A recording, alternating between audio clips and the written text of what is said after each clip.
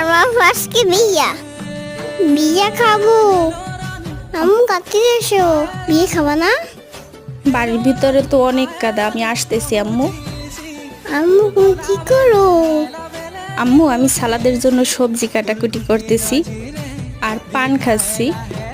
কাছে রান্না করো, আমার ক্ষুধা লাগছে। কেন বাবা, তোমার কি অনেক খিদা লাগছে? একটু অপেক্ষা করো, তারপরে তোমাকে আমি ভাত খাইয়ে দেবো, ঠিক আছে? বিয়া খাবো, কাটি রান্না করো, আমার খাওয়াই দাও। আসো, তোমাকে আমি সুন্দরভাবে খাওয়াই দিই। অনেক মজা। আমি আরো বিয়ে খাবো। আচ্ছা, তাড়াতাড়ি খাইয়ে নাও, তারপর সালমাপুরে দেখতে যাবা। সে অনেক সুন্দর লাগে, এক বড় মতো লাগে।